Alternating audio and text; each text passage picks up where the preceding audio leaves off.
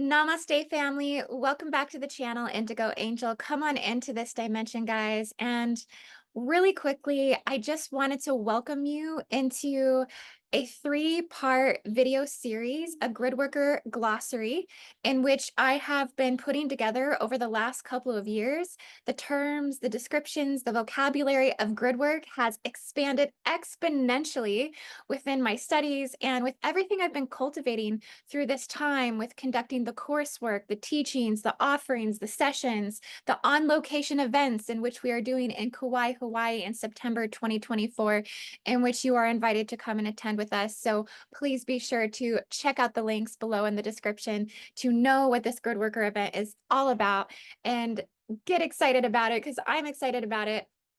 But essentially, this glossary is a gift to my Gridworker community, and I hope that this assists you on your journey with gridwork. I hope that this takes you to the next level of gridwork, having these definitions, having these terms, having these descriptions, having this deeper set of knowledge around gridwork. And if you like the videos, just be sure to put a like on it, subscribe to the channel, hit that notifications bell, and share this Gridworker glossary 3-part series out with your friends and your Gridworker community. That way we can get more knowledge, more information, more resources available to those that are doing the grid work. As you know, this isn't just something that I do. This is a movement. This is an expansion within the higher consciousness community. And so we need this information to blossom. We need it to expand, and we want people to get the references and the resources needed to be doing grid work in terms of ethics and the highest integrity, the highest morality, the highest standards, right? So we want this to go as far as it possibly can. So thank you all to everyone who has supported my channel, who has supported my journey along and through the grid worker rising. And so, yeah, please enjoy this special 3-part series. And thank you so much. Namaste. And I will see you guys hopefully in Kauai, Hawaii.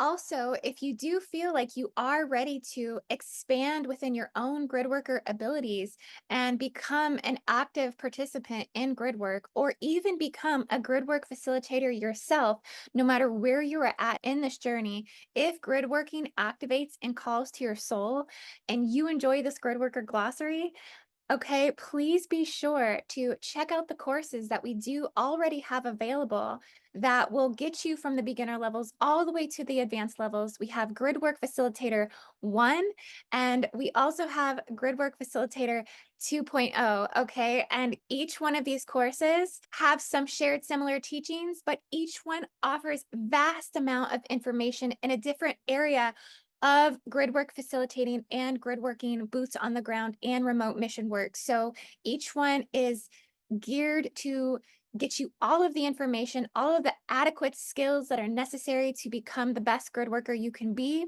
And I highly recommend these courses. I personally have put my blood, sweat, and tears into these trainings to bring forth everything that I have available to me in terms of sources on grid working to give to you. And so, Of course, I highly recommend these courses for anybody who is ready to expand into the advanced levels of grid work. You can find it here at learn.indigoangel222.com.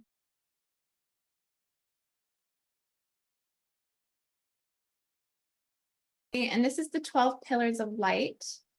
So this is actually a technique that you can do for boots on the ground grid work, or one that you can do this remotely as well by counting the rounds, by counting down the 12, 5, 4, or I'm sorry, can't count today, 12, 11, 10, 9, 8, 7, 6, 5, 4, 3, 2, 1.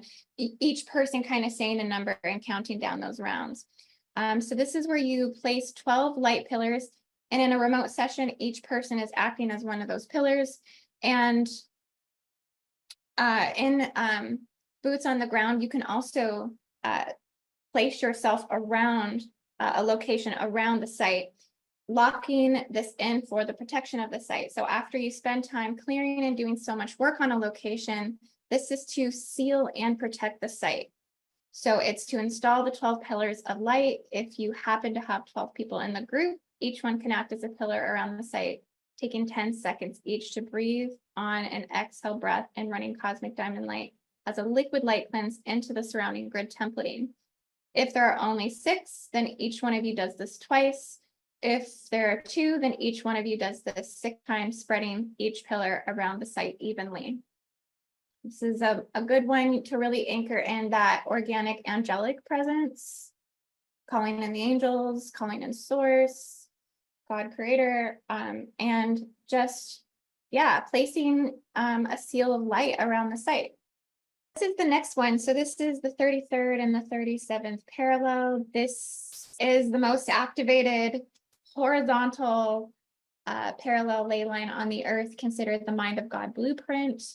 And it really accesses all over the globe, all the way around 33 degrees north of the Earth's equatorial plane. It crosses Africa, Asia, the Pacific Ocean, North America, and the Atlantic Ocean. This is the most spiritually activated ley line on the planet. All major Stargate systems ride on this parallel. Well, not all major Stargate systems ride on it, but they do connect it into it in one way or another.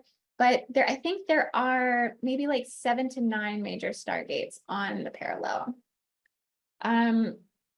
Basically, all of the warfare contention rides on this ley line and parallel, and it's always a focus for grid work. It always does come up in the missions in one way or another. So it's supposed to be, where all of the paranormal activity is mostly playing out and happening on the earth as well. And I think in terms of like warfare history and timeline trigger events, like the bulk of events have taken place. So there's a lot that comes up in the land codes to be restored, cleared, and healed along the 33rd parallel.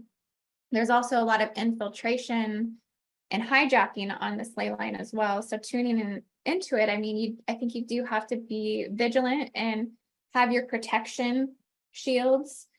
But also know that it's kind of like it's a hypertension zone.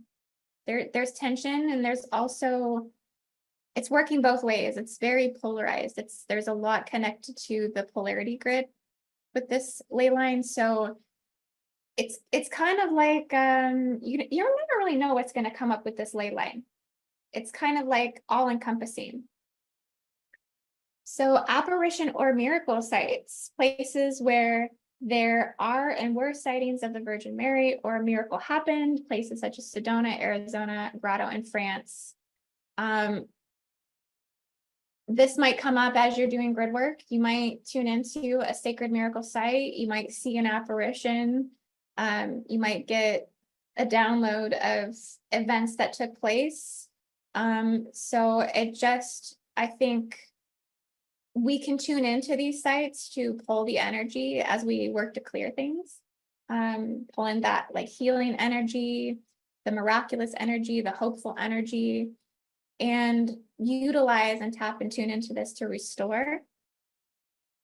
I know that in Sedona, this is one of the places for me that I'm, I guess, most connected to when I think about an apparition or a miracle site is in Sedona. it's been cited, like the ray and the apparition of Mother Mary has been cited there multiple times. It's very famous for that, you know, event to happen just regularly every single day. Like it's always present there. Aurora Passageways. These are spiritual portal passageways in the earth, around and through the earth's auric levels and layers that host massive fields on the earth's orbs. These passageways are generating and manifested through the earth's plasma fields and connect into the Aurora Borealis, the Andromedan passageways starting at Andromeda's rock in Jerusalem, and the Ark of the Covenant passageways. These passageways run spiritual earth body clearings through the earth's elemental bodies and the natural and organic silicate bodies. My personal experience with Aurora Passageways, I do feel that this is kind of the fabric fields that are creating the stairways to heaven, if not housing the first heavenly sphere or realm itself. These can really be tuned into harmonically. They bring forth harmonic clearings. Not just like visual or light clearings as well, because there is a sound element to them as well. You can actually meditate to the Aurora Borealis, which is what this technically is, like that's the actual portal, and they will bring through immense healing in the body and restore the electromagnetic aspects of the life bodies. Bodies of water, including rivers, lakes, natural springs, are often believed to have the ability to heal, restore, purify, and rejuvenate indigo starseeds. Grid workers, they carry a baptismal cleansing of the soul frequency, along with heightened reflection codes that allow the consciousness to go deeper into one's subconscious for memory retrieval and connection of organic systems. There are specific locations around the world with waterfalls that can heal you, such as Waikiki Terraces, New Zealand. It is part of the Taupo volcanic zone and features several natural geysers and hot pools, boiling mud pools from geothermal energy. Niagara Falls in Ontario, Canada is said to be a portal passageway to the 7 higher harmonic universes. It carries the creation of celestial crystal seed codes that allow access to the Aurora and Andromedan passageways, which we were just talking about. Niagara Falls is often used as a landing site in remote gridwork sessions. So yeah, as a facilitator, you can do landing zone in water. It's a nice way to, I think, start to access the reflection pools of the land memory. And I feel like it also symbolizes birthing. And I feel like when you're going through a landing zone, like when you're dropping in, it's symbolic to birthing a little bit. Like you're coming through a portal and you're coming into a new dimension, right? You're coming into a new world to discover a little bit. So it has these like, you know, aquatic portal elements to it. I also love to use the water systems to cleanse, to clear, to restore the land. It's a huge organic resource for us as Gridwork facilitators. Whenever you're scouting and whenever you're in remote session or boots on the ground, always know where your water resource is, because you can call upon them, the water spirits, to come in and restore the sites. And there's lots of different water elements and what they can mean and reference. I know even we're going to get to fertility sites, but sacred pools of water also represent like fertility, against sacred birthing. They can represent sacred marriage. The waters will they have like they're clearing like the sacral. You can really work with the water to clear the second dimensional or the second density fields, which is really when you're looking at stuck energies, like the waters are where you want to go to release those really deeper, denser stuck energies. There's so many things. I mean, the water connects in celestially, infinitely. We were connecting the water bodies to the starforts. You know, it's very celestially powered.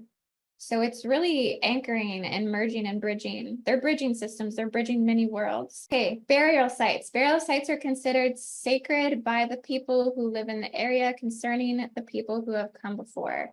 These sites also can act as portals to previous civilizations and timelines, often carrying heightened cellular memory within the land itself, being charged with the time vector codes that call forth the living energy reality. And this is spirit houses on the graves within the old Indian burial ground, Bay Mills, Michigan Cemetery. Canyons, gorges, and trenches. Canyons, gorges, and trenches reveal information about future prophecy and the changing of the times through the past and the future. One may access these deep inner earth grooves and be downloaded with prophetic visions and timelines of earth and the future of humanity. Inside them, many of them contain portals to the inner, middle, and outer spiritual worlds, such as inner earth access points to the inner earth Stargate networks. Some connect into the underworld, and some may contain the metaphysical beasts of the earth. Because many of these spaces are deeply unexplored and unknown, they seem to encapsulate humanity's inner unconsciousness psyche and are held in egregore vaults and the depths of the shadow aspects of the deep earth grooves. These are super metaphysical sites. Again, yeah, a lot of mysteries. I think the depth of the collective shadow is kind of housed or held in deep spaces. What is the big trench that goes, the Mariana Trench is what it is called in the ocean, the deepest one. When you want to do like a total Earth recalibration, you definitely want to include your canyons, gorges, and trenches. So if you're trying to kind of just like clear all shadow on the earth type of thing, extract evils out of the earth, you want to work with bringing light into these deep, dark spaces, because they are technically where the deepest darkness is held in the earth. So it helps move up the shadow and the unconscious collective and bring things to the surface. This is kind of what I have seen the most personally when working with canyons, gorges, and trenches. Caves. Caves are considered sacred as a temple and can bring forth miraculous healings. They can give space forth to awakenings and speed up enlightenment. Caves are also known to contain alien technology that has been passed down from previous human civilizational galactic seedings. Most biblical records were retrieved from inside caves. And I honestly think human origins began in caves as well. So this really brings us full circle and connecting to a place. So as a grid worker, facilitator, maybe if your facilitation skills aren't quite like, you're still developing all of this and expanding into this, one thing that can really help your connection is to just take the time to connect to a place. Take the time to connect into the energy of a place. This can be a sacred site. This can be an earth chakra location. This can be a vortex in the mountains behind your house, or anywhere essentially that you feel called to. But you need to be able to at least attain a picture of this place or be able to read about the location via a book or via the internet. However, you want, as a tool, you want to like tune into it. Then you're going to meditate with that place in mind. Feel yourself tuning into the earth's frequency and leaving your human energies behind. Focus on building your psychic and telepathic connection to the living energy, to the place that you choose. As you connect in, allow your consciousness to scan the land, feel into your emotions. What do you immediately sense emotionally and energetically coming into this awareness of this place? Take notes of how the area looks. What energies do you pick up on most? Remember that energy has no limits, no borders, and it can reach across all time and space if you can allow yourself the collapse of all resistance. This is a good meditation practice for our facilitators in training to do. I don't think I had time to upload my charting practice sheets. I need to put that up. I have a sheet that has some locations and vortices sites that you can practice charting. And when you chart those locations, you can practice connecting into that place. So I'm going to post that up after today's class, that PDF of the practice locations. When doing something like this, also have a notebook and a pen with you, so that way you can record what you see, what you sense, what you feel. Get as much detail out of it as possible. That's what you're looking to do to decode, is you're extracting details, right? that's what helps build your psychic depth perception, is the more details you can extract, right? This will help your seership and your facilitation, and this will really just give you the experience and expertise by connecting in. It's kind of like if you go somewhere, you don't know something about a place really until you get to experience it. This is just like a remote way of getting those senses activated to the particular location, the site, and the energy, and attaining that experience, which is what activates memory and, again, the psychic depth perception. Matthew says Martin Gray's Sacred Sites has hundreds of photographs of this highly energetic Earth locations. Okay. That would be really cool. Is that a book or something that someone could get to practice connecting in? Yeah, pictures really do help. And this is where we don't feel like if you're using tools to connect you, that it's taken away from the awareness of your psychic ability.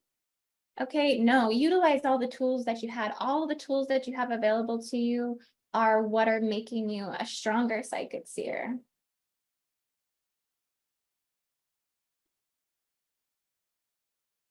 A book and website, 19 years of searching for powerful area. Sure. Well, if just the title of Martin Gray's Sacred Sites, that's the title. So we'll look that up. Thank you. Curious as to why the Los Angeles mission boots on the ground was canceled. I'll tell you, it's because I don't think I can do another reversal at this time. I think it's just too much for me. It was a good idea in the beginning when I was thinking about it and talking about it, but then when I really started to think about everything that would go into it, I started to take a step back. I think for this summer, I need to, other than going to Kauai in September, and the reason why I'm for that, going to that place, is because it is going to be a rescue and recovery mission, definitely. It's going to be everything, but there's also going to be, I think, a bigger focus on healing. And that's kind of, I think, just where I'm shifting into right now. I'm shifting away from reversal sites. LA is definitely a reversal gate site, and I just came out of 2 of them. I did Rome and DC, and so I need to shift my focus for a little while, and I also need to shift into focusing on my book publications, because I'm sitting on like a mountain of work right now that I haven't been able to get anywhere with, basically. Like, I've been sitting on this entire mountain where it's like, publish your work. So I need to take some time to focus on that and retreat a little bit from reversal work, but still going to do grid work. So I invite you to come to Kauai with us. That mission is still a go, 100%. We are definitely doing that. So please feel free to join us for that mission, and know that the remote session that we're doing in this work as a group today is going to be, it's going to be the preemptive work that's getting us down to Kauai. So you are in alignment right now with everything that, we're doing and prepping and preparing for that boots on the ground mission in Hawaii. Melissa says, I'll be there. Yeah, sister. Well, I think you hold some gateways and keys for us right now. I'm very excited about that. Okay, correcting a reversal portal Stargate site. So this is an actual picture of us in Rome. Was this the Popolo one? Okay. You simply want to take 12 steps as a group in a clockwise motion around that gate, which works best with 5 to 6 people. Visualize installing a Merkaba in the grid templating, with each one of you acting as a point as you are opening up the land to. Okay, correcting a reversal portal Stargate site. So this is an actual picture of us in Rome. Was this the Popolo one? Okay. You simply want to take 12 steps as a group in a clockwise motion around that gate, which works best with 5 to 6 people. Visualize installing a Merkaba in the grid templating, with each one of you acting as a point as you are opening up the land to shift that vortex. Keep rotating those 12 steps. This reprograms the spin field of the living waveform of energy that is running in the grid templating so you can reset the intention of the spin field. So grid work. So this is the map that I had recommended. A good one is the interplanetary gate map by Asha Nadine at arahias.com. I think it's like $16 for the map, not too bad. And it's a great one for crystal gridding because it has all the ley lines and Stargate locations on it. But of course, you don't have to use that map. You can use any map you want to use. But this is a beautiful example of it. I love what Evie did here. Start by setting an intention of that grid and location according to significant points, ley lines, and areas of the earth you wish to make an initial impact. Use the geometry that you wish to activate and choose the appropriate crystals you would like to use. Charge and cleanse your crystals. I think this is a great way as you prepare to go into that landing site. I'm definitely going to do a crystal grid before going down to Kauai, Hawaii, probably a month or two before we go, and just set those intentions and draw on a lot of clearing energy and just create those portal passageways that your travels are safe, that your landing is safe, that you getting there is protected, that the mission is, wrapped in that divine light and connected to the crystal generating architecture of the planet. You're creating those passageways for the work to take place. And this is also the preparing the land for work that we have on the session outline, the instruction session outline that we went over yesterday, that preparing the land for work, where we recite that mantra basically before we actually work on the land. You can do that activation or that mantra as you're doing your crystal grids as well, as you prepare that land for the work. The crystal caverns are locations where amethyst, selenite, quartz, obsidian, underground caverns, rare crystal gems and mines will activate. The crystal caverns are gateways to the Earth's super consciousness field and the planet, and the super memory field as well. In these caverns, we can directly speak to the Earth's most activated spiritual consciousness. So yeah, wow, and there's some rainbow light over here too. These are amazing, and one of the things that should be one of the primary focuses, I believe, in restoring, detrimental sites, any site that you work on the Earth, connecting these organic systems, releasing seals or blockages around these to certain sites, as these are huge organic generators and power stations that can really spiritually work on your behalf to clear the sites. They're very powerful. Crystal diamond earth discs. So we had talked about this a little bit as we tuned into the Aurora Passageways, into the diamond architecture. These are discs that are located in the North and South Pole regions. They were installed over 120 million years ago in the timelines of Gondwana. These discs were imported from other star systems such as Andromeda, Cygnus, the Pleiades, the seventh central sun, and are at the core of the planetary diamond architecture, the rare gems and crystal caverns and diamond mines on the Earth. They are architecture for the spiritual immune system of the planet. It was built so that the planet could withstand pole shifts, solar storms, and changing firmaments and stratosphere. The internal spiritual diamond Earth is divided into 3 diamond crystal parts in this upgrading. The entire diamond crystal star matrix of our internal sun is coming online, and the inner Earth diamond oceans below the mantle, as there is a large diamond crystal ocean flowing up underneath the mantle, the diamond parallel disk in Antarctica. So yeah, this is so many things. This is a part of, it's kind of like the foundation in which sustains the light matrices. It sustains the planet's spiritual immune system. It is tuned in with all of the defender systems and grid matrices and networks on the planet.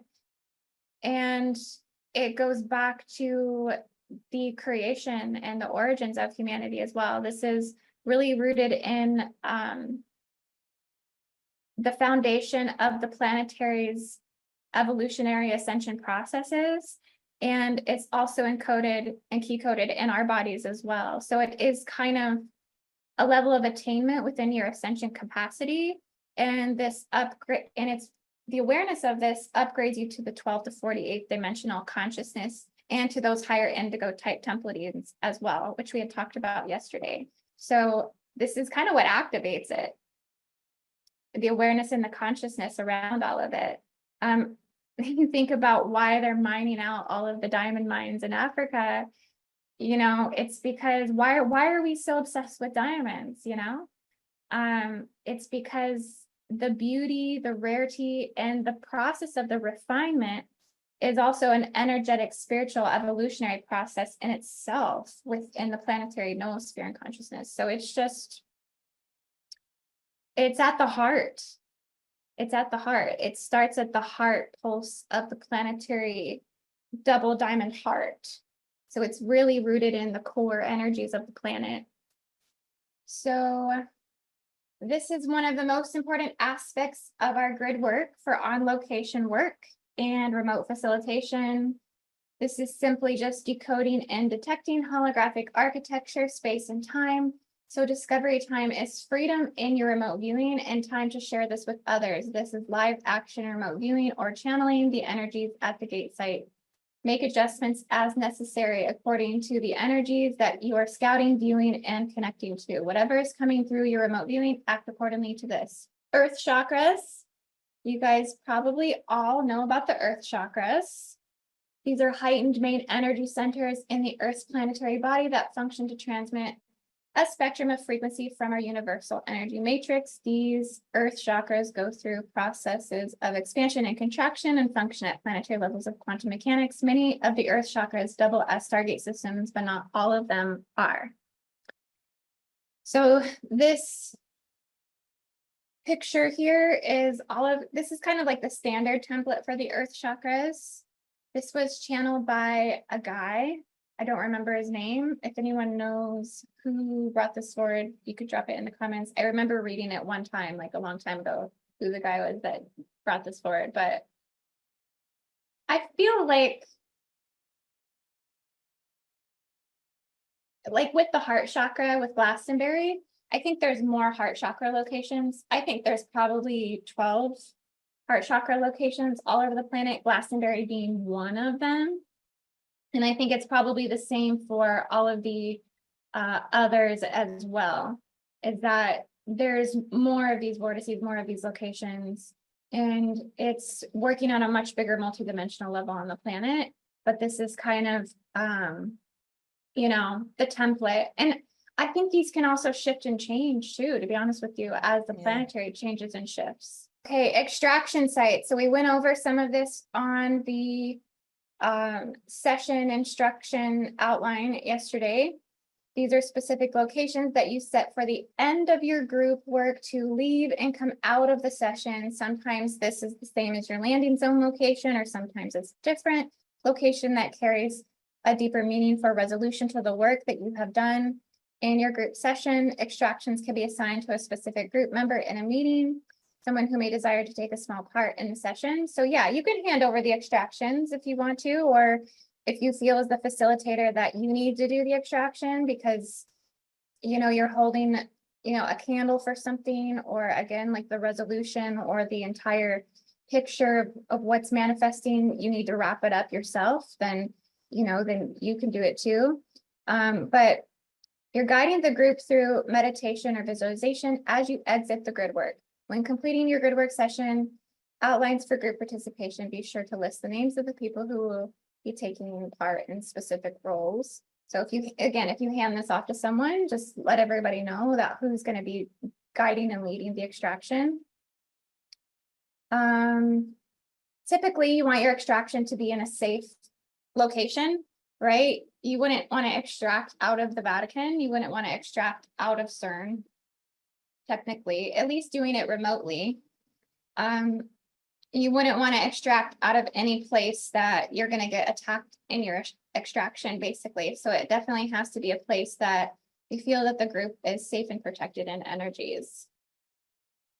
The fear removal vow, we talked about this yesterday. Again, you can do this, or you should do this prior to going into mission work. And then if anything comes up as well, if fear kind of comes back in, you want to run this again. That fear removal vow example is on your outline. It's an example. You can create your own. So this is just an example of it. You can create your own, of course. It's really good to recite and do like a gentle clearing with your group. So I request the core fear matrix program removal. I ask for a clearing of all fear-based programs that are hindering our spiritual growth and ascension. And then ask our shared group astral field is expanded in silver, blue, and emerald light. If you feel specific fears you know about yourself, I request them to be removed and identify them to remove. The more specific you can identify the fear programming, the better. I request that my teams focus on their physical, emotional, mental, and spiritual body and ask to remove any and all fear-based and mind control programming lodged there. I request that my team clear and heal their etheric body and remove any fear-based programs that are blocking. Please install the lattices of the lattice work of light, swan grid, dove grid, 144,000 templating into our one shared cosmic mind grid field and emotional field to remove all fear-based programs and artificial programs. So shall it be. Fertility sites. Some sites are considered to be fertility sites. It is believed that if you visit this site, you will increase your chances of conceiving. These also double with mother arcing sites on the earth and can be the same. Yeah, this is an interesting fertility site, huh? So I kind of tune into these when I do just general sacral chakra clearings.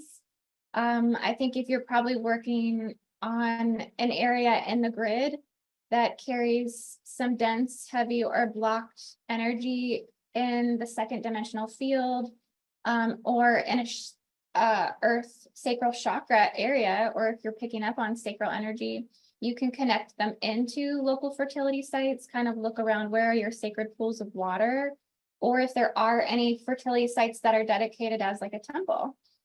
You can pull these sites into just, yeah, clear things in terms of sexuality, intimacy, sexual distortions or perversions that you're trying to clear, anything connected to just sexual harvesting, hijacking, you know, and this could take us down a whole wormhole of like sexual abuse, all of that. So it can work with clearing, but it can also, like it says, work here with increasing your chances of conceiving. This applies also to like healing work as well, session work. You can, when I do womb repair with someone, I'll always pull in and kind of hook the womb into a fertility site, as it can help restore and regenerate those sacred sacral chakra energies.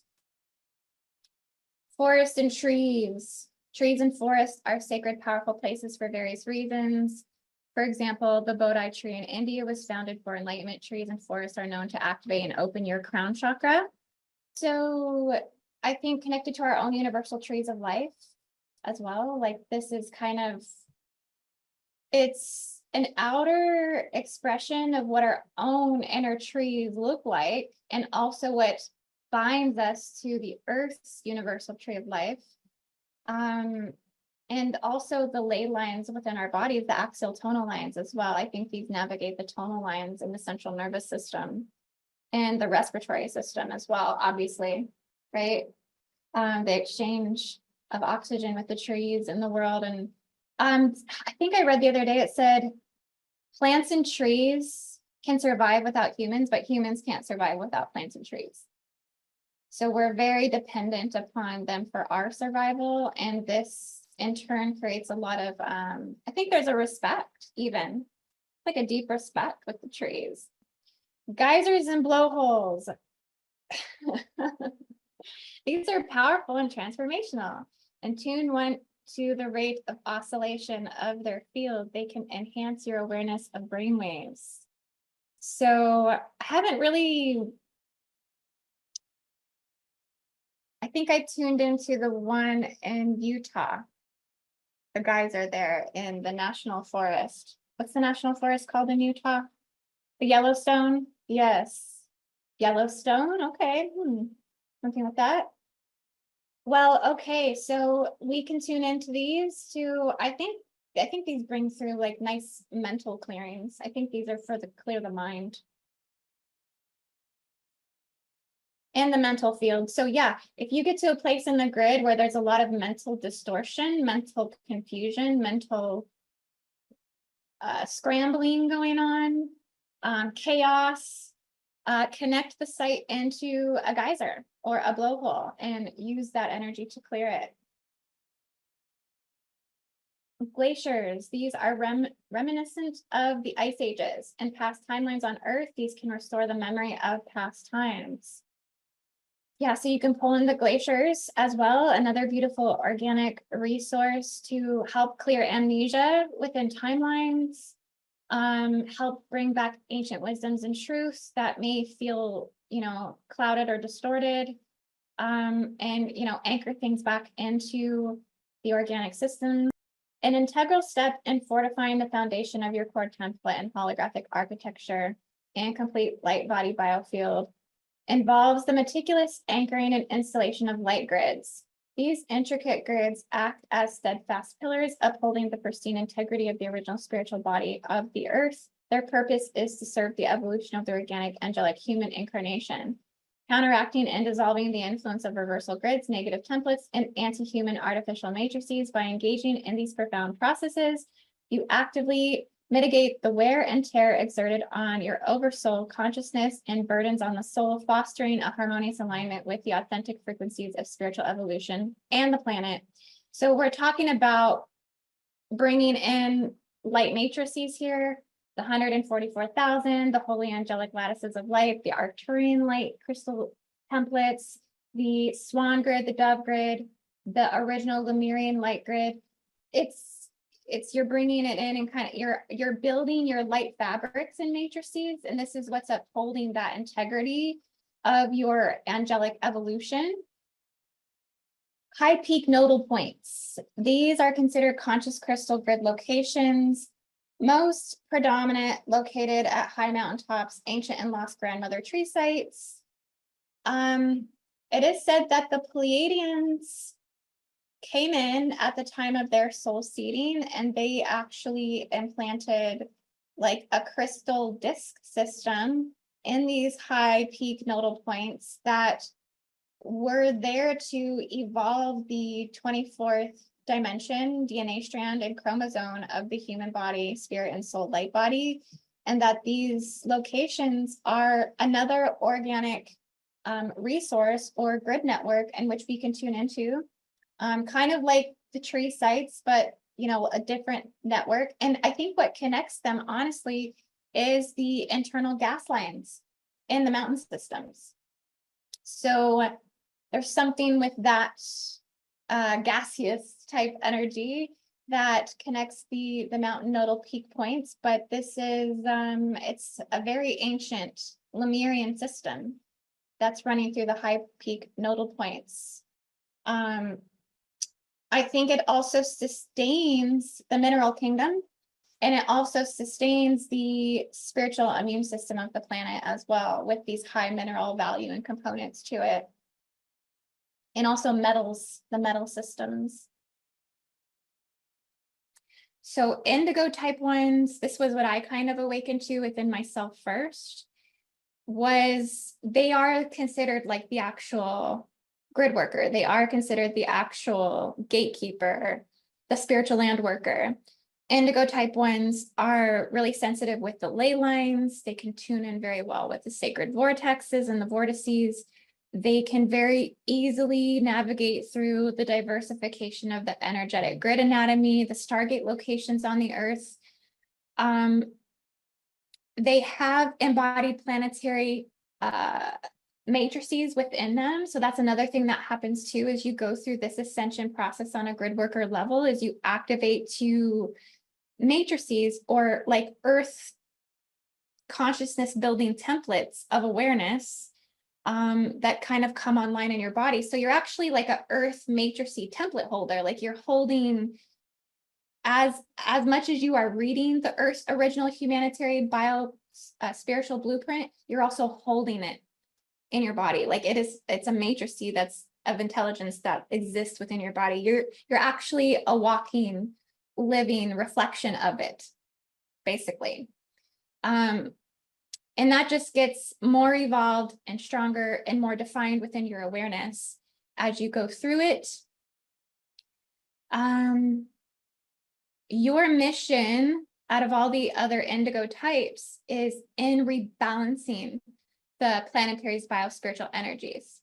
So you hold unique land encoding according to your incarnations, where you were born, your demographics, your bloodline in the land ties that you currently have.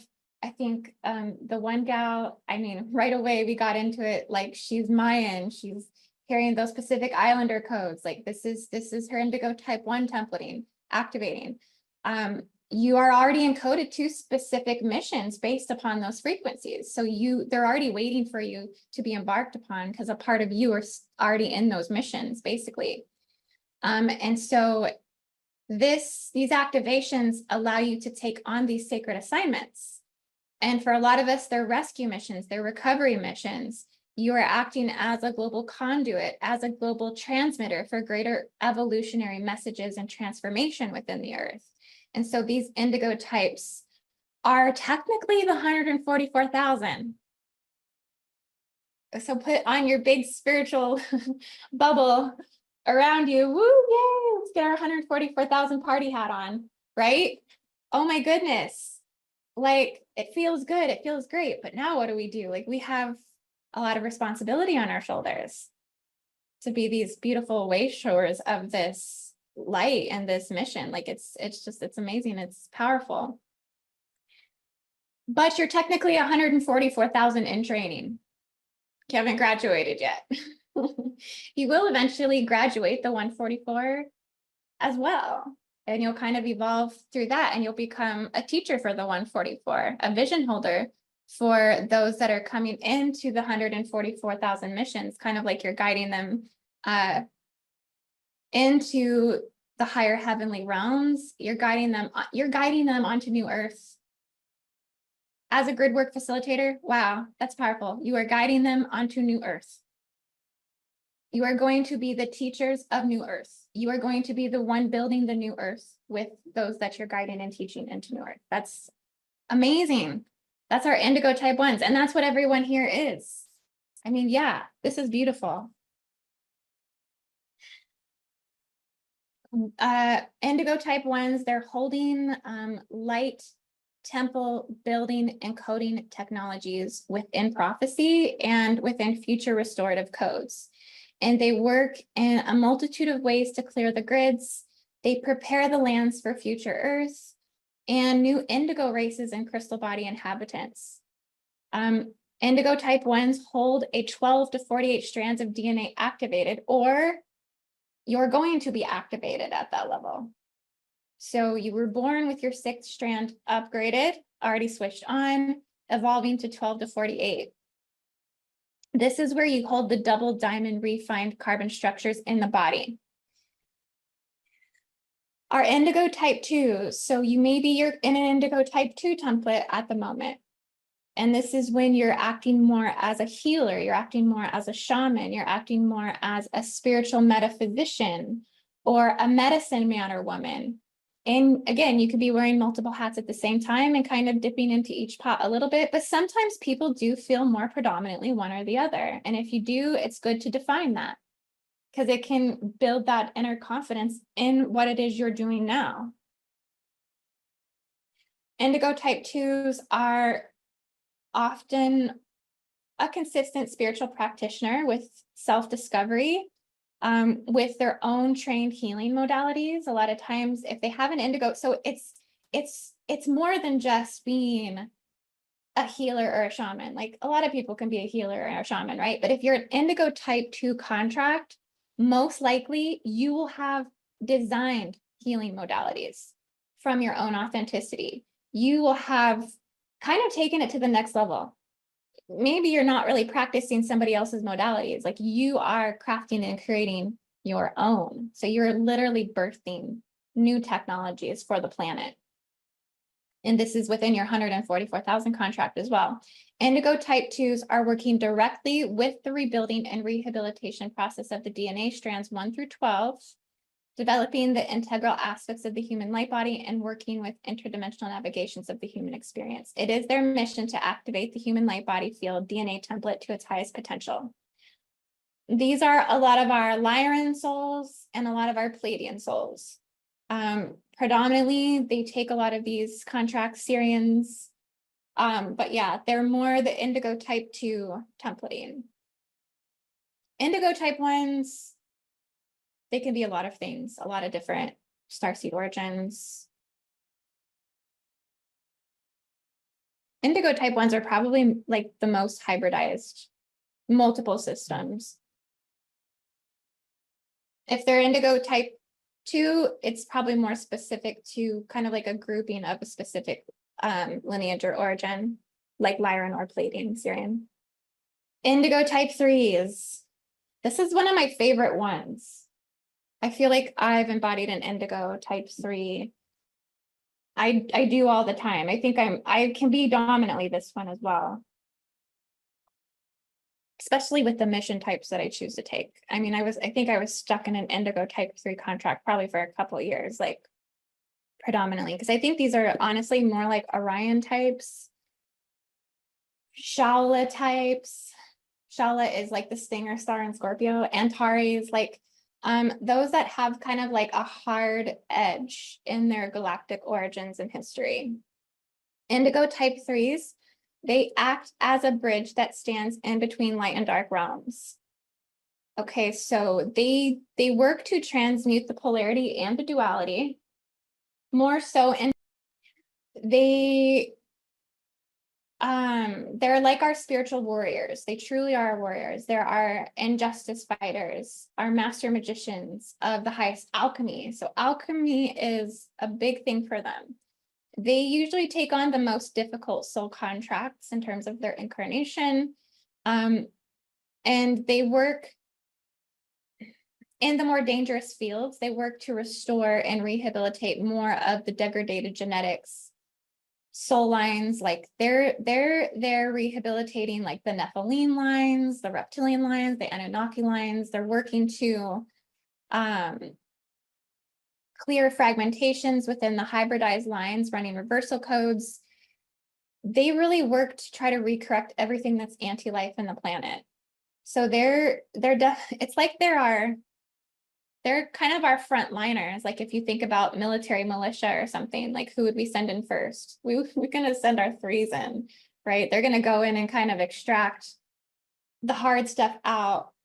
You may find when you do group facilitation, it would be good to identify these types in your groups, right? Who are the ones that aren't holding much fear, okay? And they're more willing to run extractions and collapses in your gridwork facilitation.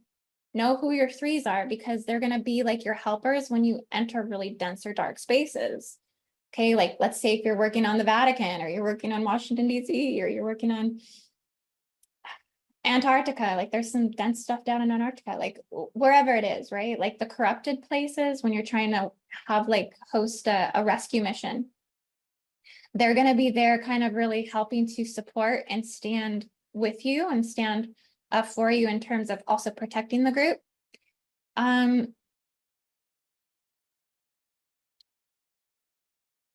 If Indigo type 3s do feel called to take on grid worker missions, they're more energetically inclined to do rescue and recovery missions.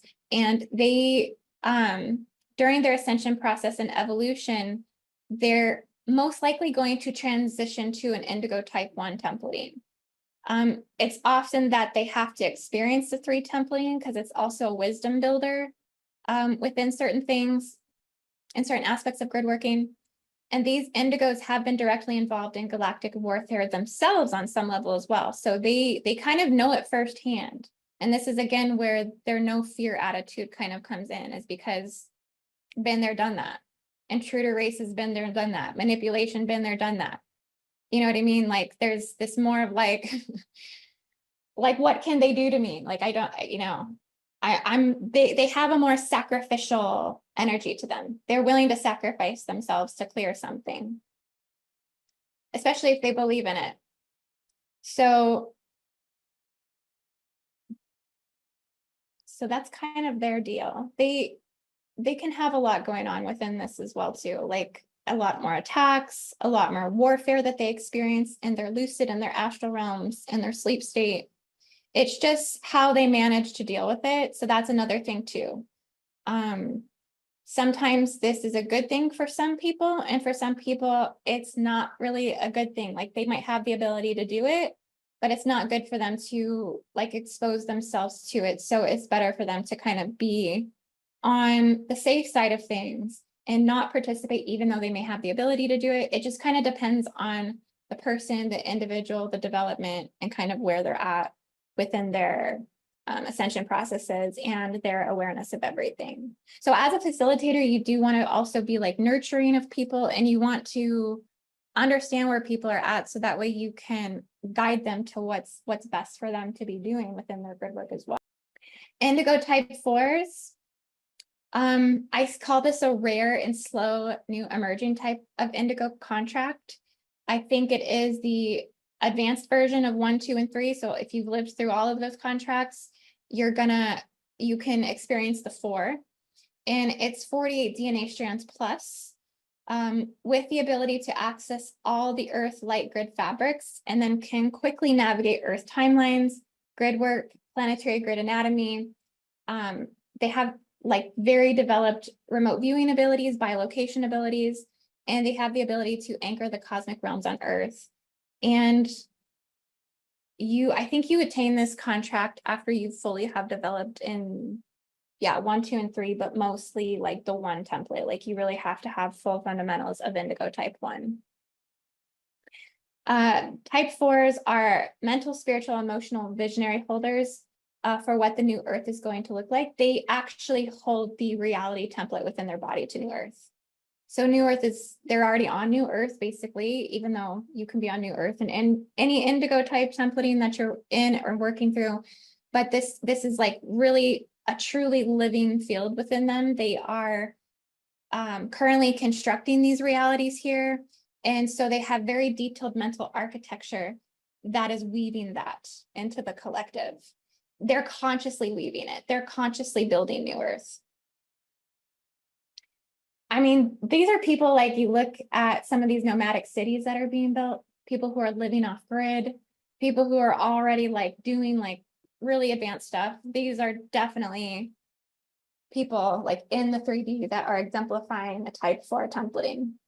So inner Earth passageways. So yeah, we actually do want to look at this for just a minute, because we're gonna see if we can access some layers of this going to Kauai and kind of do some clearing work on the inner Earth area and realm and field. Now, I feel like when I tune into this, I get multi-dimensional variations of what this actually looks like and is. Agartha, the land of advanced races, the city of Shambhala, where all the ascended masters live. These are also representing various types of passageways in which the Earth's spiritual conscious body can travel in the Earth. So, through the ley lines from the inner mantle, from the inner crystal oceans, and inner Earth access points. The ley lines do run deep into this. The dragon lines, which is the Telluric currents. These are considered also spirit lines and soul river lines. And it's said that when we go through death and rebirth processes and the soul leaves the body, it actually goes into a soul river line. So these may be some of the passageways in which we're going through that transformational process. Astral lines, cords, portal connection points. Again, the gas lines are very important as well. And these connect into all of the grid models and matrices. And then even the wormhole systems and black hole systems as well. Landing and drop-in zones, we went over this in the formatting instruction. These are specific locations that carry a higher vibrational energy healing qualities and most neutral spiritual templating that make them safe zones for the group to enter into grids psychically to begin by location, remote viewing, landing and drop-in zones are where you begin navigating. So yeah, I think you guys understand that concept. Mostly you'll see it in action when we do our remote facilitation session. Ley lines are a separate part of the energy grid surrounding Earth that sends and receives energy throughout the world, connecting to sacred sites, power places, Stargate locations, 13-dimensional mother arcing sites, high peak purity nodal points, rare crystal gem caverns, diamond mines, and diamond discs. They bring information through the light grid fabric templates. Yeah, so this is like the energetic highway of the Earth. It's the interstate, the energetic interstate. Lunar stargates. The lunar stargates planetarily on Earth are the locations with the most lunar celestial activity. I do have a blog on my website where I decoded all of the lunar stargates on the Earth. They were according to high and low tide points on the planet that were at a 28 degree. So there's an entire list of these. So just as there are solar stargates on the Earth, there are also lunar gate systems as well. These just aren't spoken about or known about as much, but they are just as equally as important. And because they have everything to do with the planet and why we have high and low tides, why we have the oceans, why we have that big bulge in the center of our planet, and the rocking and the cycles and fertility and reproduction. I do feel that the lunar stargates have a lot to do with incarnation on this planet. And a lot of celestial races come through the moon chains, right? Okay, they've hijacked this through the forest breeder programs, but I think there is an organic aspect of this as much as there is a hijacked and artificial aspect to it as well that we have to honor and take note of. Meteorite impact sites. These are amazing. These hold massive amounts of transformational energy, often extraordinarily life-changing and propelling. I'm telling you, if you go to a meteorite location and get in that thing, be prepared to be activated like a rocket for about 3 months. Okay, you're not coming back to Earth. You're going to be a galactic space cadet, so hold on. These, yes, life-changing and propelling. Meteorite impact sites carry the highest level of extraterrestrial matter within the land mass itself due to the ablation spheres of rare and precious metals such as atomic number 77 iridium. They bring crystals from other planets, remnants from other planets and celestial bodies. They bring over 100 different types of amino acids, many unidentifiable. They bring nuclear basic building blocks of genetic molecules, RNA, proteins, even sugars. They are the spaceships in which you landed. Okay, we'll talk about that, which makes them portals and landing vessels from the gods. Any sacred site that's near a meteorite site will be beyond special. My favorite place, does anyone know what my favorite place is? Meteorite impact site? I think so. I think Evie knows.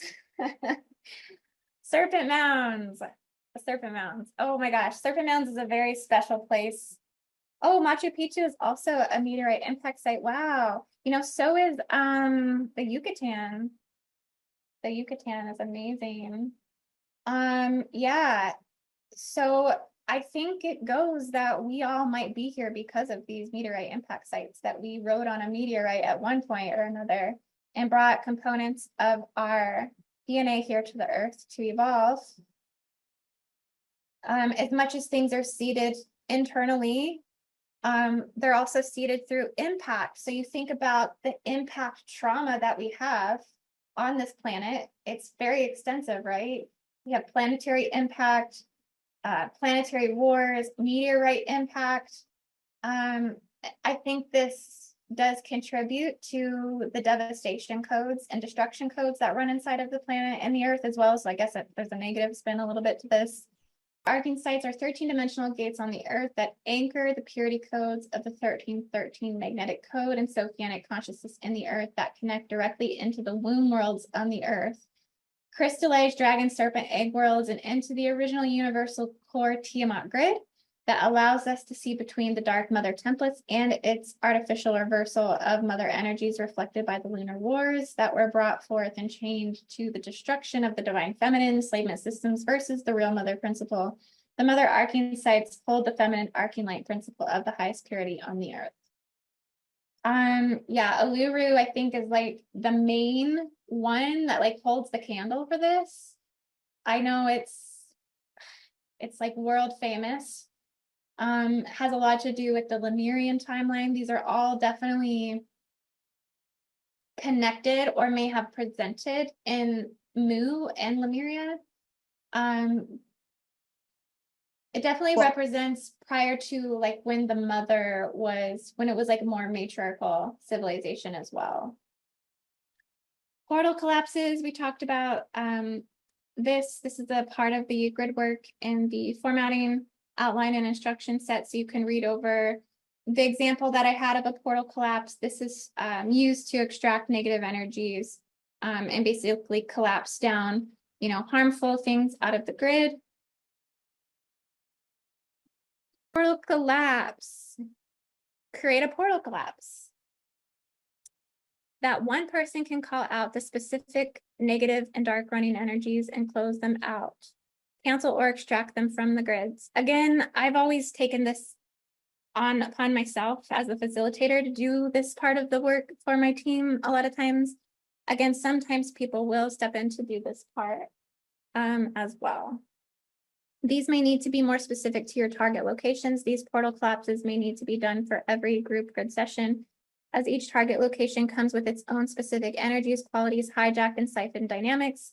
Being very specific to what you are collapsing, extracting, and removing makes this very powerful when recited in a group dynamic. Remote view, let's just go over the definition. This is the practice of seeking impressions about a distant or unseen subject or location, sensing it with the mind. And grid work, we remote view into the auric, astral, causal, catheric, geometric, emotional, mental, etheric bodies, the physical body of the vortices, stargates, the chakras, the energy points, and sacred sites. This will give you an overall spiritual health assessment of the locations in which you are working. Also, please make a point to tune into its alchemical templating so you can see through its chemical field charge. So there's a lot of things you can remote view. Not only that, I just said here, but also you can remote view through light, you can remote view through sound, you can remote view through the holographic and the Kailanta, which is the symbolic field, symbol codes, which you want to try to remote view through the primary languages in which God's source creator is communicating. The Great Spirit is communicating, which is through light, sound, geometric, mathematics, and symbol codes. That, again, will give you like the decoding and everything, again, to tell you what is the health of this location. We remote view to collect data, essentially. That's why we do it. We collect data, we assess and evaluate that data, and then we make those choices in the moment. Well, what do we do with the data that we've collected, basically? Sending your energy into the ley lines, becoming a living current. We can do this as grid workers to clear ley lines, extract our energy from detrimental parts of the grid, send our power to loved ones, send healing and restoration to grid points, locations, and gate sites, and charge energetically in an area of the land for deeper planetary psychic surgeries and landing points and zones for entrance into a place. Again, if you're going to work on a ley line, clear it first. If you want to work on ley lines around your own grid fields, I sometimes like to do a visualization where I just visualize a white cross-hatched grid that's kind of like coming from my axial tonal lines and running through my body out through my feet, and then I connect that down into the ground and into the ley lines. And then I connect in, and then I just charge a radius around me, or I can even send things through the earth currents and the ley lines themselves and run those transmissions. And the more you do that, the stronger your ability to receive biofeedback signals gets stronger. So the more you work with it, the stronger it gets. Okay, special rules and healing modalities. List here the people who have agreed to take special roles in your session by guiding a meditation, visualization, leading a landing or extraction, or have agreed to be designated light language speakers, sound healers, or oracle. Thank them. You want to list them here so everyone kind of knows who's going to be doing those roles and participation. Spirit confirmation. Watch for spirit confirmation in your environment. Okay, especially after doing a big grid work or remote session. You want to look for those synchronicities and signs and confirmation that, hey, we made a difference. You know, spirit is responding to us from our environment, signs from the butterflies, insects, animal signs, bird signs. Usually birds will work with grid work. As we were calling them in here at the beginning, Noko picked up on it, I picked up on it. They themselves run sky coordinates. Okay, so we can tap into the bird tribes and tune into atmospheric consciousness, firmament consciousness, the higher heavens as their gateways to the higher heavens as well. Enhances your messages and the element of air, which is wind. Wind is one of the, I mean, they're all powerful elements, but air is one of my other favorites, along with water, for transmutation and communication. Focus on the elements. You can get signs from license plates, repeating numbers, weather responses. Did we just do a grid worker mission and then right after that, like a crazy rainstorm came through or something? You know, that's how we know that we are making a difference with our grid work. Sometimes it sets an overall tone for your grid work as well. Sometimes we'll start grid work and then we look outside and something's coming through just immediately. So that can, you know, set the tone for the feeling of that grid work and what's going to play out. So just pay attention to this overall, pay attention to those random and strange things, those random alignments and happenings through the day. And these can signal warnings to the group as well that something could be unfolding sometimes too. So kind of take those signals. I think it's also good to, after you do a major grid work, to pay attention to wherever your news, your current events, whatever source you trust, like pay attention to the worldly events, because the grid work we're doing is we're not just working on the park down the street. You know what I mean? We're doing massive global recorrections. A lot of times big things happen. Starforting. So we're going to talk about starforts tomorrow. Starforting is it's a concept in grid work, and it's a methodology that you can use when you grid work. So it's kind of like the 12 pillars of light, but this one is where you kind of go in the formation of a starfort itself. So it's another form of, you know, physically, architecturally grid working the land and sacred sites and locations in which you want to anchor celestial energy. This means opening up a Stargate site to its connection to the star systems in which it is encoded. This is acting as a crystal seed encoder. So this is, it also connects into one of the grid worker mission types. You can do this by walking in the shape of a star fort around your target location, hitting each star point corner. This is most powerful, and it can be done as a star tetrahedron. And you can also do it by dropping a crystal at each one of those points. I think Noko said her friend did this around CERN. So she probably like crystal gridded it, but maybe even starforted it as well. We were using my activation sprays because we were bringing in my celestial sprays when we were doing this. And so you can bring your ritual tools to do this stuff. Calling the energies which sustain it, really. So you're opening up more of the celestial portal passages by starforting, and this opens up its dynamic radial geometric code. Stargates. Stargate is a vortex or a universal time portal that connects into many other dimensions within the planetary and universal matrices. Stargates hold crystallized holographic seed codes to particular star systems from the celestial bodies and often function according to the most dominant radial expression. Giza is like a 12th to 24th dimensional Stargate. It's probably 48, but when I go there, my consciousness mostly picks up on the 12, and then it picks up on the subatomic level, which is 24. So it's like you're going more quantum, basically, is what's happening when you get more celestial radial expression that governs that Stargate. Stargates transmit the expressions of the celestial bodies up from the race morphogenetic field. Okay, Earth's magnetic field and enter Earth's universal tree of life geometry and runs those cosmologies into the ley lines and land masses. The Stargates can also function in a reversal, where they are extracting Earth transmissions, memory, and Akashic knowledge and delivering those messages to the celestial bodies. So I think the Vatican is probably a Stargate location that used to be a Stargate that was hijacked now as a reversal. I think CERN is one of those places. I think Las Vegas is a reversal Stargate. You kind of just look at like, where does the most evil activity occur?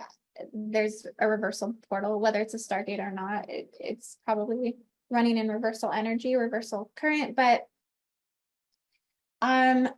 definitely watch the study video in this chapter, artificial versus organic and Stargate mechanics. I go into the whole mechanics of Stargates in that video, which will be very helpful for your facilitation to have that mechanical knowledge of the gate systems, because, you know, we use Stargates a lot as drop-in zones.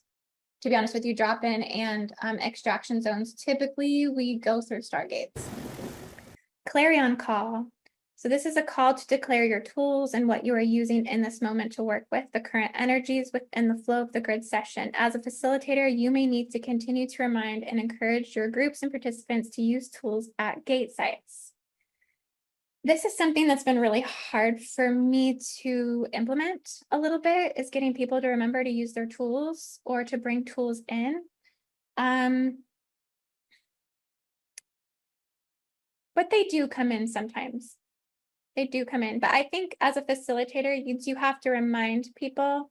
I think what used to happen in the beginning was we'd hit like a lot of dead zones in places, because we would get somewhere, we'd start remote viewing a site, and then everybody's seeing stuff, but then we're all kind of sitting there like, well, what next? Like, what do we do?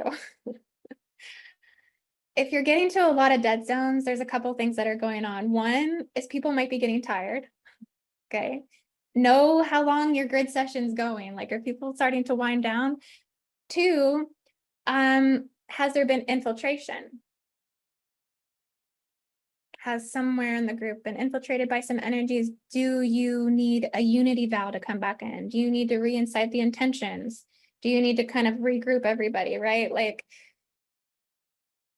those are all signs and symptoms that there's something else energetically going on. And so pay attention. But tools are things you simply just verbally want to call out. Indigo Oracle. If your gift is tarot or oracle for deeper insight into the energy of the grid or sacred location we come across while navigating, please call out oracle before or after a sweep to bring through your message. So yeah, we get people who have tarot cards sometimes, or they're just like very strong channelers. So you just, you would call out to them either by saying oracle or by their name, and then they can come in with their message as well. A sweep. So a sweep is if your gift is light language, sound healing, or verbalizing a transmission for clearing the grids, shifting energy, please wait until at least 2 group members call out for a sweep. Sweep should be used in between times of remote viewing and navigating the Earth grids, and should not carry over into or through discovery group discussions or facilitator guidance. Okay, so we've kind of recently thrown the sweep out of the window a little bit, because we, according to our introductions, we find out who our light languagers and who our sound healers are. We just remember who they are, and we usually call them out by name now. I think people have forgot, like, if we go sweep, sweep, people like haven't responded to it very well. So they like, and it's okay. It's just like, it's a lot of technicality to remember. Subgroups. So subgroups are smaller groups that you may break up within the bigger group before the session begins to do specific tasks at particular locations or missions within the grid work. Some ideas of this would be organizing the smaller groups according to numbers, tribal names, timelines, or locations. Has anyone ever seen Survivor? The reality show Survivor? Nobody? Nobody here watches mainstream. I've watched Survivor a couple times. In Survivor, they give like tribal team names. Can you guys see me still? I didn't go anywhere. I didn't disappear. Okay. That can be a fun thing to do. Maybe we'll do tribal groups for Kauai High mission. Or like we'll do some numbers. Like if you're a 3, I don't know what the tribal names will be, but each tribal group will have like a different role that they'll do. They'll have a different task, a different assignment. This can make your experiences more powerful in what they get to bring to the session. This is particularly helpful in bringing one out of their shell as well. Someone who may be more reluctant to actively participate helps them to engage in this leave no one behind, creating more unity. Tribal group magma. Okay, good suggestion. See, we're already building our session together.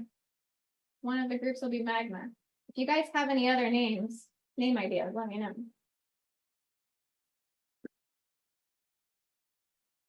Each group can recite a specific prayer, clearing, meditation, or portal collapse according to their smaller group assignment. Organizing by the participants' global location can also come in handy as well. So what's a target location? These are locations that you will select per grid session that will have the main goals of what you want to achieve through grid work. These locations should be deeply intuited and chosen according to current spiritual and psychic need or knowing of the energies and current events, global core world wounds, and trigger events. They should be charted via your mapping for visual activation within your group to provide a mapped out idea. Planetary logos using geomancy will communicate with our consciousness and help to direct us to specific locations of geography and geomantic structures. We can unlock our consciousness from being trapped or oppressed by directly interacting and meditating with these sacred and holy sites on the earth, and by directly working with energy configurations in our body and with the many different vortex points on the planetary body that hold geomantic form. These sacred and holy sites are geomantic markers made by our ancestors, many of whom were extraterrestrials to help us remember who we are as spiritual beings. Many of these places are nodes for intergalactic networks that allow communication links into other dimensions in time and space. I think these are interlaid into most of our vortex and Stargate locations and sacred sites. But tools are things you simply just verbally want to call out. And here's a list of what they can mean. So you could, tools you could use, the sword of truth. This could be to reveal something in the land. You have the elixirs of cure. This for mercy or grace. This is for renewing. Holy sepulcher. This is for resurrection. Holy relics, breastplates and spears, spiritual shielding and spiritual immunity boosters.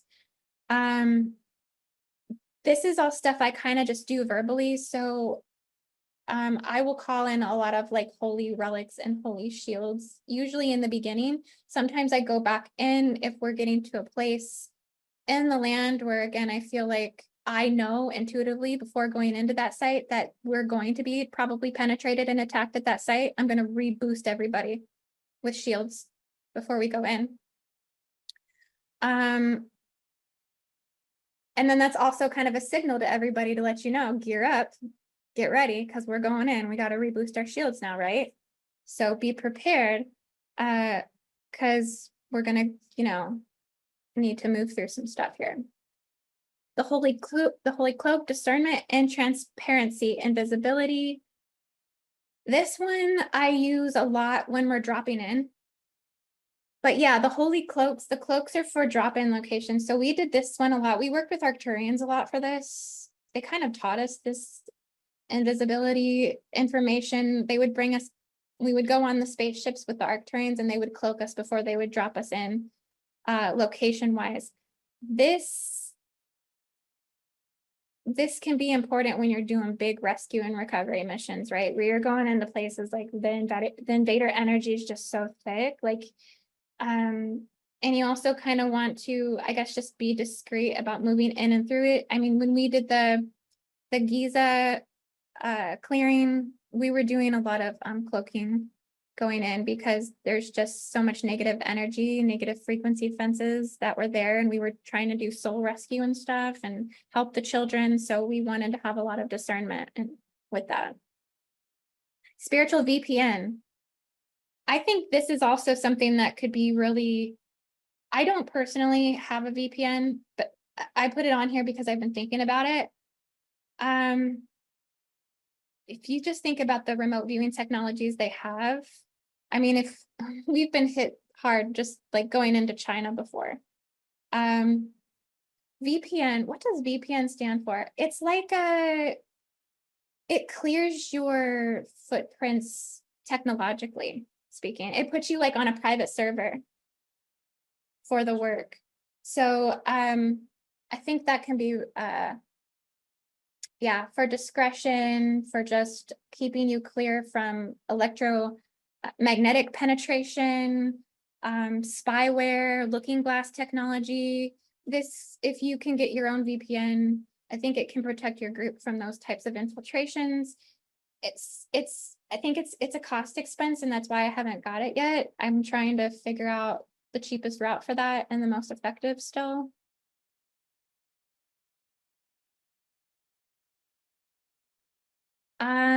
Tools here. Shield of light, increased astral and auric level protection. Yeah, constantly running shields of light, liquid light cleanses, all of it. I mean, we're always bringing that part of it in. Yeah, virtual private network. Thank you, Cheryl. And you know what, Cheryl? I think she's recommended this to me a long time ago, and I still haven't got there yet. But yeah, I think you told me about that before a year ago. Am I right, Cheryl? You told me about the VPN. Let's see. Cosmic Cradle of Love, we have that one. Fetal child use protection and comfort. Yeah. I mean, especially when you're working on places that you're trying to, I mean, I think we did a mission on Disney. We did one on Disney. We were working with those energies, child trafficking, things like that, where it's like really heavy, dense stuff. See, these are the types of things where you get to places where I think your group sometimes gets to that point where you get stuck. You're like, what do we do here? How far do we go in terms of what we can like intermediate in terms of the spiritual energies and all of that? So a lot of times it's about sending love. It's about sending support. It's about sending reassurance. It's about sending in angels. Sometimes you have to call in some fleet of angels to go in and help you out with things. Like, it's about providing protection and comfort. We have celestial fire, inner earth fire, flames, agents of transmutation. We work with a lot of fire and flames. Obviously, the violet flame is a big one. The violet flame, I think, is the hottest flame. So it's the most transformative and transmutative flame. That's why it's the most, that one and the blue flame. But knowing the different flames and what they mean is a really important aspect of grid work. Like, what does the white flame do? I don't have it listed here, but the white flame is for purification. The orange and the yellows, I feel like they're transmutation, transforming fires. The blue flame is a deeper purification flame, but it also comes in when there's a lot of like injustices happening. Like, you really want to work with the blue flame. Violet flame, when it's like of the highest order that needs to be transmuted. So just kind of familiarize yourself with the agents of flames and how to work with those fires. The emerald fire is your healing flame, carries the unconditional love of the Divine Mother Spirit. Whirlwinds of light. Spirit of wind. I really love to work with the whirlwinds of light and spirit of wind for extraction and dissolving. I'm very verbal in my execution, so to speak, for grid work. I more or less just speak what I want to do. I think a lot of times the tools are helpful, but sometimes it's just calling stuff out and just collapse, dissolve, release, and remove. Collapse, dissolve, release, and remove. Literally using like those specific words and specific mantras is enough to collapse, dissolve, release, and remove. Like, and then you can call in the whirlwinds of light and the spirit of wind, but sometimes speaking directly into the consciousness in which you are trying to release from the grid.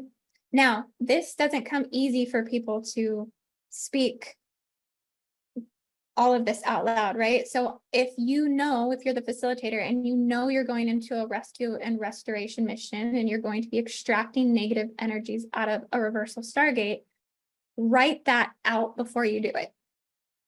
Premeditate that extraction and collapse, because on demand, you might not be able to channel it so fluidly and beautiful, right? Like come out kind of chalky and chunky, or maybe you get nervous or whatever it is. So write it out and have all of your tools available to you. So you get to that point, you could say, hey guys, I have an extraction and I have a clearing that I want to run here. Is it okay if I go ahead and run that clearing? And you brought that clearing in, and then they say yes, and then you go ahead and run that clearing.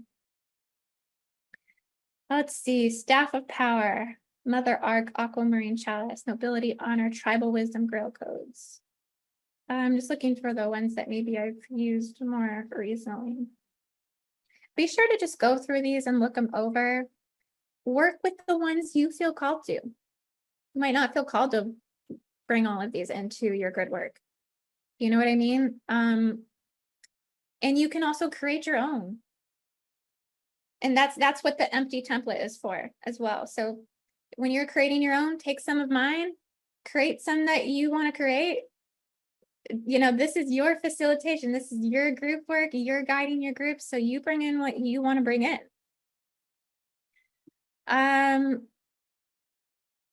Andromeda grid templating. Yeah, I've been bringing in more light matrices recently. So we're going to go over, not in this class, some of the light grids that I currently work with.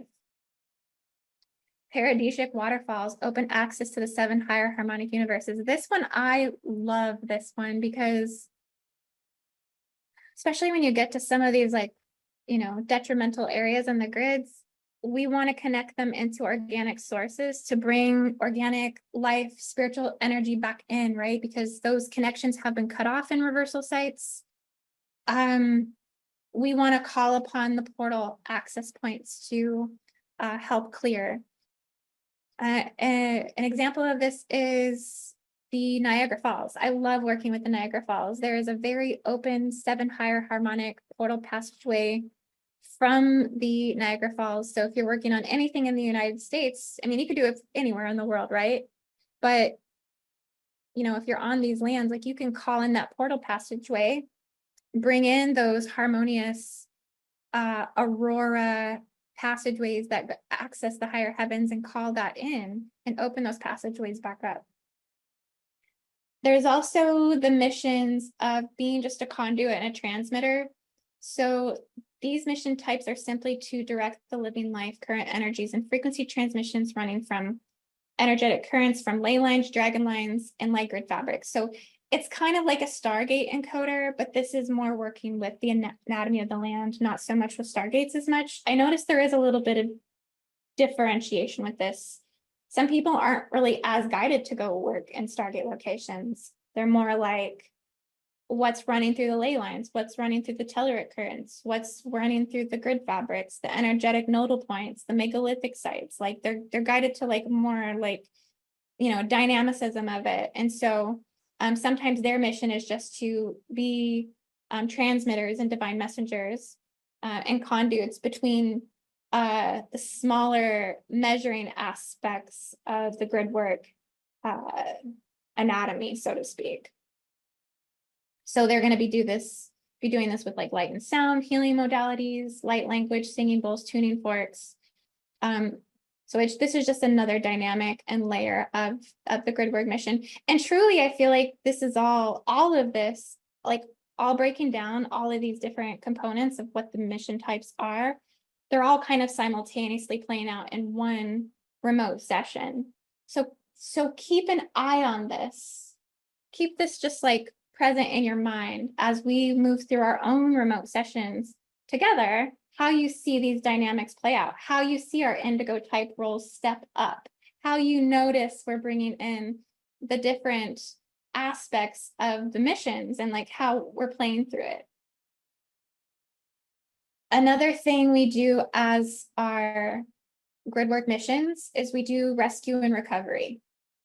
So these are two missions that are more focused based on extracting the damages that have been done by either negative alien forces, human negative dark military, the CIA, particle accelerators, planetary weapons systems, HARP, trons, beast machines, any sort of planetary branding that's taken place.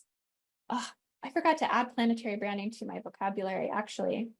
Side note somewhere. Let me write that down. Planetary branding. I need to add that to my vocabulary. These are the missions, physically, spiritually, or remotely, that inspect, investigate, and report on the weakened areas in the field of the Earth as well. So if you know an area in the field is weakened, you can help, do things to correct that. This can be by installing shields. So we do have the ability to install things in the Earth. I don't like to do a lot of installing in the Earth unless it's absolutely necessary. You know what I mean? Because I feel like when you're going to that level of installation during your grid work, you're kind of stepping in as gosh, how do you even say? You're stepping in as like you're altering some sort of like creation will, like the will of creation, like you're kind of like tampering with that. So there was one mission that I did one time that I just felt like I wasn't 100% sure we should install the things that we're installing. Do you know what I mean? Like, I think if you ever have that feeling, you should trust your gut feeling and maybe not act upon that as much. I think when you're installing things like shields, that can be okay. But I think there's a difference between installing shields and installing seals. I think they have different intentions. Shields are more to like protect organic or protect innocent energies. Seals are, I think, more focused towards blocking off like negative things, right? Stopping timelines from manifesting, trying to stop lineages, lines, races. Like seals have more of like a negative connotation to them. Because if you think about like the J seals, the Draco seal, like these were seals that were installed by a race lineage who thought they were doing the right thing, but it was like geared towards their own self-serving purposes to limit humanity. So you have to really think about, if I'm installing something, what is the intention of this overall? It's hard to see the bigger picture. This is definitely going to get into grid worker ethics that we need to go into. Yeah, so rescue and recovery missions can be tricky, right? A little bit tricky. You have to have a lot of confidence for these ones.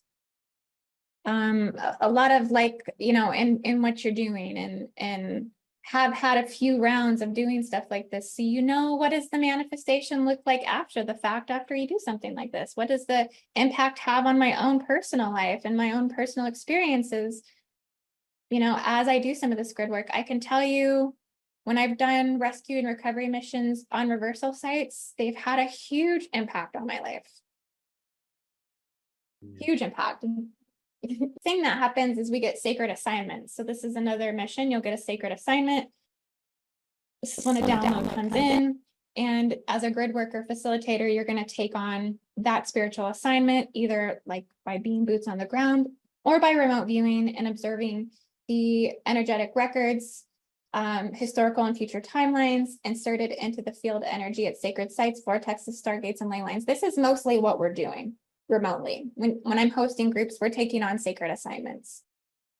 The assignments given can vary according to each one's personal affiliation and motivation to task that according to their DNA, their bloodline ties, again,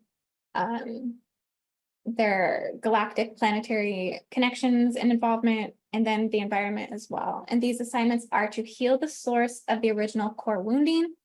So what you're doing in that sacred assignment is you're going to the core of whatever has trauma there. You're going to track the trauma. You're going to work on restoring it. You're going to figure out what the trigger events are in the timelines in that location, such as Holocaust, war, genocide, ritual satanic sacrifices, any destructive anti-life or alien technologies. And you're going to extract reversal codes. You're going to call in your Indigo Type 3s. You're going to do that yourself as the facilitator. I find in my facilitation and group sessions that I do, I'm doing most of the Indigo Type 3 work. There's been a few people that have come forward and were willing to share that load with me. Most of the time, I'll be honest with you, it's mostly been males. I think 3 of my big Indigo Type 3 extractors were men, but I'm not saying it's women won't do that. I feel like women have been more healers or nurturers, but I do feel like it's not subject to men or women. That's just kind of what's happened recently. But I think in the most recent group Gridwork sessions, more of the women have been stepping up into some of those extraction roles. It is to, you can also work to reorganize and heal timeline fields. You're measuring the energetic impact on the Earth's spiritual body and human biology. So you're kind of like, you're running, checking and balancing, okay, within the fields. And in these assignments, you do often work through a lot of emotional weight, okay, collectively within the planet, and then also within yourself, expelling that. Again, knowing the difference as that's happening helps a lot with things not sticking inside you and like being able to let go and release, leaving everything in the remote work that you did, right? Not bringing anything through. So you have to like process so much collective density later. So we'll talk about some of that as well as we move through the course. But just know that these sacred assignments, these are very highly supported by the divine. Like you're given these sacred assignments for a reason. So just trust. You have to trust in that. So types of grid worker missions. So I call this mission a Stargate encoder. And a Stargate encoding mission is for grid workers who are assigned to Stargate locations to transmit seed codes of information from one Stargate system to another. So remember I told you, like, if you feel called to get to a Stargate, you should go because it could be about your mission, needing to be an intermediary energy that's, working to transmit energy from one place to another. This can be more of like a boots on the ground thing, but this can also be something that's playing out in the remote missions as well. It's probably going to be more consciously done with boots on the ground. And I say that just because sometimes it can be difficult to pick up on these intricacies in the remote work sometimes, because I think you're focused on so many other things stimulantly when you're in a remote session because you're in remote view ability. But if you are doing boots on the ground, I think you could be more aware of this because you can actually feel that transfer of information from your body from one Stargate to another. You can actually feel when you go to a Stargate location that you become that Stargate. I remember after I went to Machu Picchu, I mean, I was lit up like a Christmas tree for like 2 months after I left that place. I mean, I was ridiculously laughing. I mean, my friends were just like, you need to come down. Like, you need to go ground. Like, this is unacceptable. You're out of control. And you're so high on energies. You're in such an amazing state of bliss that everything is just funny and happiness and love and light. So it's, when you get encoded as a Stargate, it's a full-on transformation of your field. But the Stargate encoding missions, they work more as planetary cosmic conduits for the divine creation mysteries and human and planet biological evolutionary ascension. They're intuitively called to Stargate locations, and they take on much larger collective roles in assisting future timelines. Most of this work is done in the highest dimensional realms on the earth. So this is all happening on a super quantum level and takes a lot of awareness to recognize it's happening. UFO and paranormal sites. I went to one of these in Colorado, by the sand dunes. How are places and sites where unidentified flying objects, alien crafts, and technology are often seen by the people in the area, or people travel to this particular site to see if they can catch a glimpse of this potential.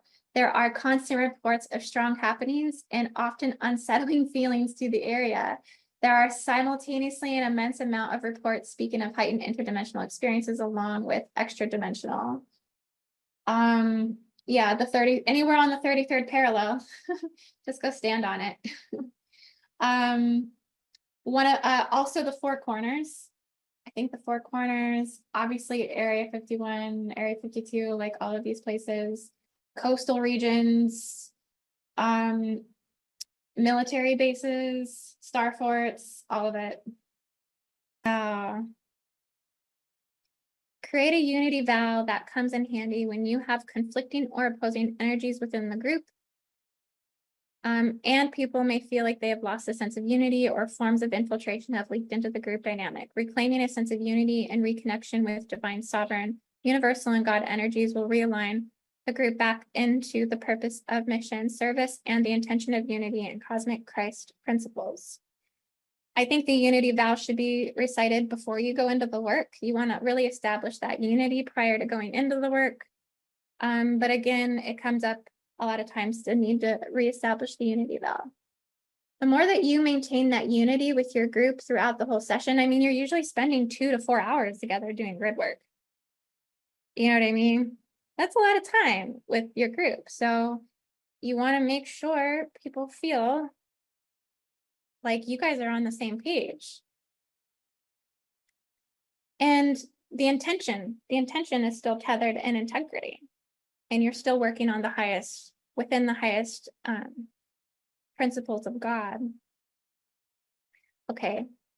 An example of this looks like warriors of divine principles, guardians of sacred sovereignty, defenders of perpetual eternal light, serving the one from across all cosmic nations. I call upon you now to unify, renew, and sustain the divine light within us. We are now dedicated to the consecrated truth and purposes of being a way shower of good. We hold our mission now and the highest purpose of service and sustain the cosmic Christ principle. I vow my mutual purpose as one. Please surrender and rehabilitate all inorganic and artificial patterns to the organic living light now. Thank God I am the living eternal light, and so it is lovingly.